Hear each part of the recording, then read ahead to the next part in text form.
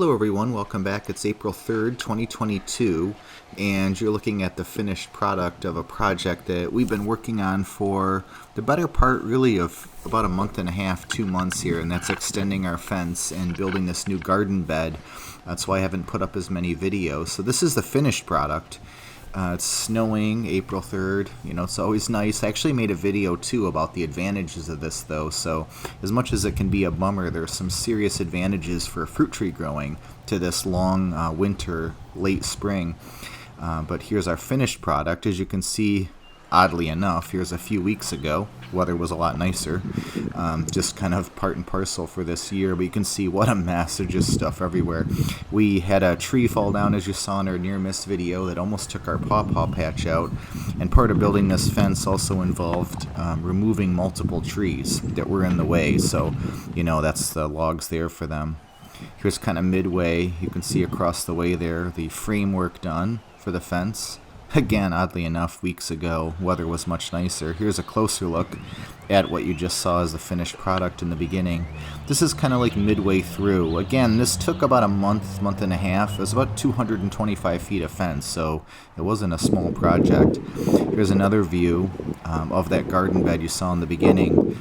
This was just as I was framing in the fence to get it going here.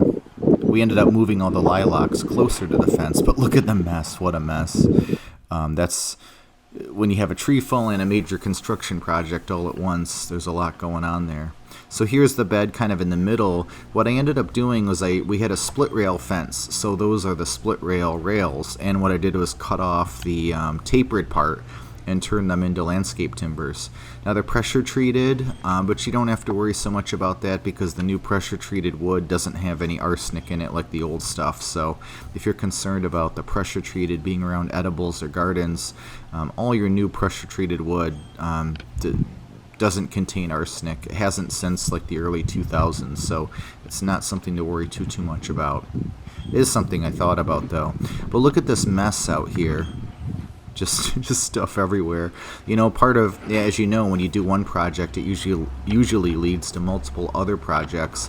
When you're building a fence by a wood pile, well, you have to move the wood pile. So this is me in the midst of doing that. But in the midst of moving the wood pile, I stumbled upon a whole bunch of really useful stuff. All this bark, all these little chips, all the cutoffs, little pieces.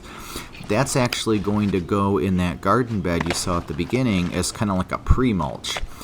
Since that was all just yard, I want to smother the grass. This stuff's going to help me do that, and then I'll bury it in the actual mulch. But I'm getting tired again just looking at all this. This was so much. It felt like it was never going to be done.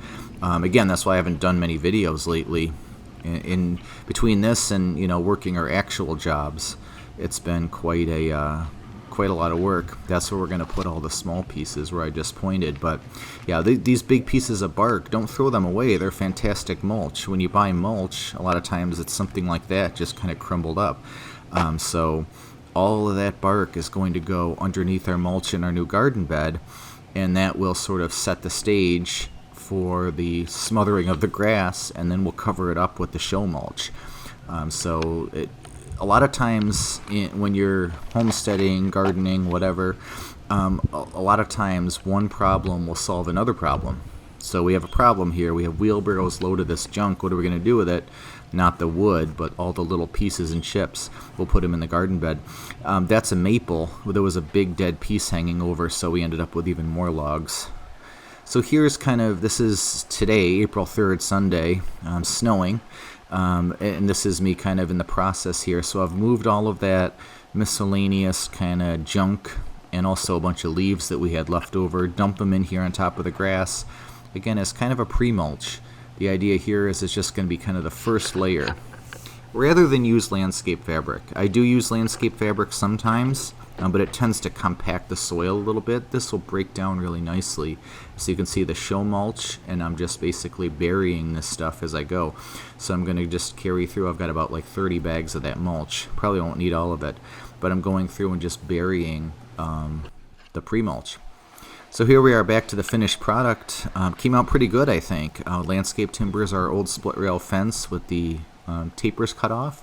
And then I've buried all the pre-mulch, as I'm calling it, with the show mulch. We even have a little garden bench that I moved over here. So thank you for watching. As you can see, the yard's looking a lot cleaner now. The project's coming together. The fence is done completely, and now the landscape is starting to take shape.